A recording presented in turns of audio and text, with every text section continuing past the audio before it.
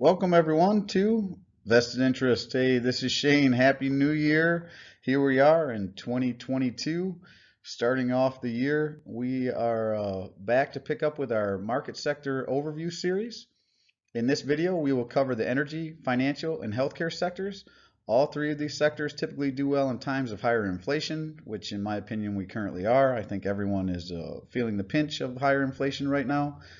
And so these may be good sectors to look at as we start off 2022. And just like the previous videos, we will give an explanation of the sector or sectors, overview, what my holdings are in the sector, and what is on my watch list in the sectors. And I'll give you a brief, my opinion of the sector as well, briefly. Well, now let's take a look and get right to the video, not waste anyone's time. First off, we'll cover all the sectors real quickly again. 11 sectors: communication services, consumer discretionary, consumer staples, energy, financials, healthcare, industrials, information technology, materials, real estate, and utilities. And guys, the best way to invest in these for some people might be ETFs and index funds. If you want a real hands-off approach to investing in these, again, take a look at ETFs and index funds. Personally, I do a lot of investing in individual stocks within the sectors themselves. But how you invest, what you invest in, that's all up to you. Just find something that works for you, be consistent, stick to it, and make those investments every month, every week, bi-weekly, whatever you can afford. Just make sure you're doing that, because that is the best way to financial freedom, and it is all in our vested interest to take control of our financial freedom. First off, let's look at the energy sector. It consists of companies that do business in the oil and natural gas industry. It includes oil and gas exploration and production companies, as well as producers of other consumable fuels like coal and ethanol. The energy sector also includes the related businesses that provide equipment, materials, and services to oil and gas producers. This sector does include both renewable and non-renewable sources of energy production, but is primarily oil and gas related. However, many renewable energy companies are considered utilities, not in the energy sector. So we'll pick up some more of those renewable energy companies in the utilities sector, but there are some that, like I said, are in the energy sector. Some people may think this sector is going away as we transition into electric cars and more electrification, electric hand tools, you know, your weed whips, your snow blowers, pretty much everything is going electric now. But in my opinion, that's going to be over the next several decades. So I don't believe that any of this sector is going to go away completely. And some companies within this sector are slowly transitioning to renewable energy resources. So I believe they'll continue along as we transition. They will transition as well. The energy sector consists of two industries: energy equipment and services, oil, gas, and consumable fuels. My holdings within the sector, currently I'm holding Chevron Corporation, ticker CVX, Dominion Energy, ticker D, Enbridge Inc, ticker ENB, Enterprise Products Partners, that's a limited partnership, ticker EPD, Exxon Corp, ticker XOM. And on my watch list, I have none. I currently have nothing on my watch list. No energy dividend growth stocks. I'm focused in this sector on increasing the shares owned in the current positions. If you have any suggestions on some companies I should consider in this sector, please drop a comment below and let me know about them. Next up, let's look at the financial sector. The financial sector is a section of the economy made up of firms and institutions that provide financial services to commercial and retail customers. This sector comprises a broad range of industries, including banks, investment companies, insurance companies, and real estate firms.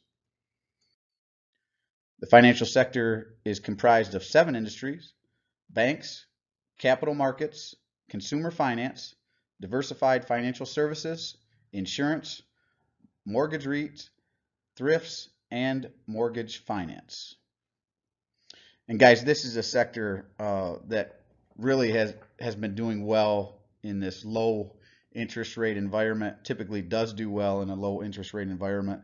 Not to say that they don't also do well when interest rates go up. Obviously, if they're giving out loans, they do well so long as people are taking out loans. But regardless, existing loans aren't impacted whenever rates go up. So this is a sector I feel will be doing well. And if you followed the news at all, recently the banks were released again to buy back shares, which a lot of them have said they were going to buy back shares, and a lot of them are starting to increase their dividend growth as well. So a lot of capital is going to be returned to shareholders in the form of share buybacks and increased dividends. So this is a sector, again, pretty much regardless, unless there's a crash in the banks or something like that, similar to what happened, or a mortgage housing crisis similar to 2008, where the banks were kind of frozen and they couldn't do buybacks or certain things with their funds. Banks are one you might want to look at holding at least some position in, especially the larger banks that tend to do well regardless of the financial markets. My current holdings within the financial sector: Bank of America, ticker BAC; Fidelity National Financial, ticker FNF; Huntington Bank Shares Incorporated, ticker HBAN. This is a regional bank. That's one that I really like right now. Has a high yield, growing, pretty fast growing company. Main Street Capital Corporation, ticker MAIN. Prudential Financial, ticker PRU. US Bank Corp, ticker USB. And on my watch list here, guys, I have Chubb Ltd, ticker CB. I have the Bank of Nova Scotia, ticker BNS. T. Rowe Price, ticker TROW, and Aflac Inc., ticker AFL. And Bank of Nova Scotia and Chubb, those are two dividend aristocrats. They've been paying dividends for years and years. And Bank of Nova Scotia obviously is a Canadian bank, so that one there, as well as Chubb, would give you, and the reason I'm looking at them is they will give you international exposure to other markets. And the banks in Canada, you probably look at a couple other ones as well, but Bank of Nova Scotia has a real good dividend yield. And these are well-regulated banks, right? So similar to how our financial markets, even in here in the U.S., are slightly regulated, these are really regulated. So they have some pretty high standards on their banking practices up there, what they can do with their funds, how they can spend, how much money they have to have in reserves. Our reserves here in America have become next to nothing. I don't even believe they exist anymore.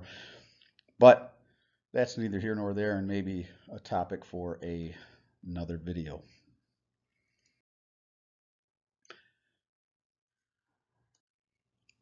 And to wrap up today's video, next we'll look up the healthcare sector. The healthcare sector consists of businesses that provide medical services, manufacture medical equipment or drugs, provide medical insurance, or otherwise facilitate the provision of healthcare to patients. The healthcare sector consists of all businesses involved in the provision and coordination of medical-related goods and services. This sector is one of the largest and most complex in the U.S. economy, accounting for 18% of gross domestic product in 2020. The U.S. healthcare sector benefits from a strong system of medical research and development in cooperation with the higher education system and the technology industry. The aging U.S. population, and particularly the baby boomer generation, are driving ongoing strong demand in the healthcare sector. And I completely agree with that. A lot of things that are going on in our economy right now are actually being driven by the baby boomer generation.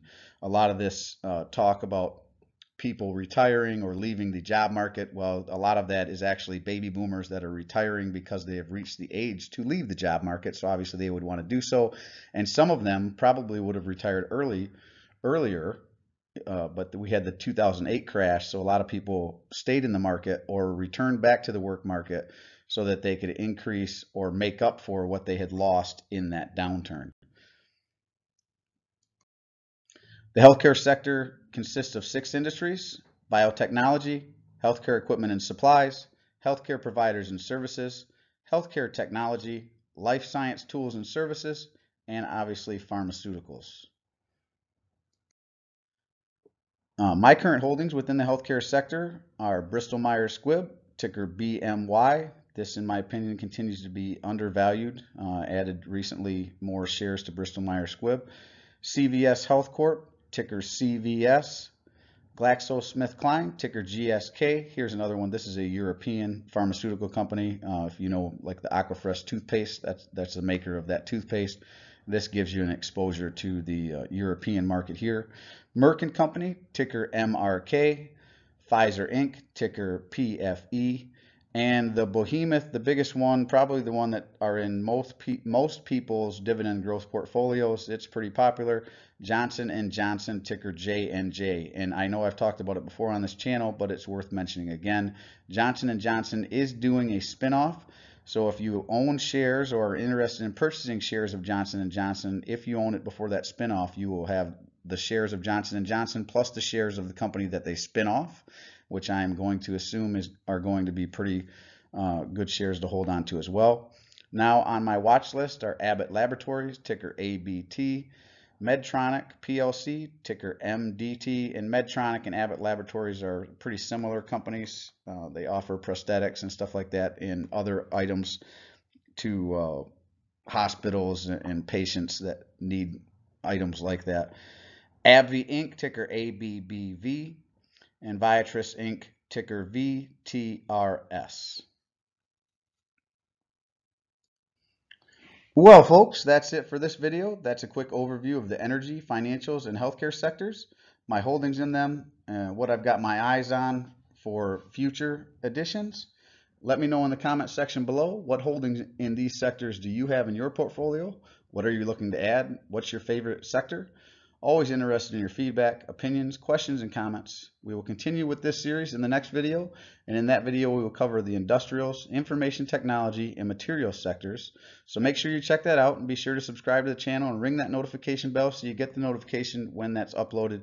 And if you haven't checked out the other videos in this series, guys, you can jump on my channel and check those out as well. We are going to cover all 11 sectors in this series, and we're up to number 5 here with the healthcare sector, 4, 5, and 6 actually here with the healthcare sector. So we're moving along nicely in that.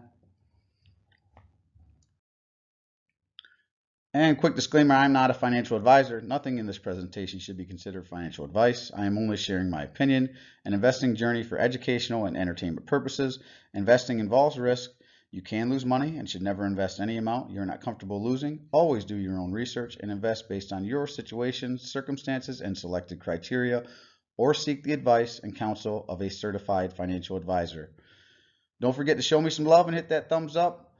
Ring that notification bell and subscribe to the channel so you don't miss out on any future videos, guys. And if you don't like it, hit the thumbs down. I mean, even that'll help me. And drop a comment in the comment section below. This is Shane signing off, wishing peace and prosperity to you and yours in this 2022 year. And remember, financial security comes to those who take a vested interest. We'll see you next time, guys. Thanks for stopping by.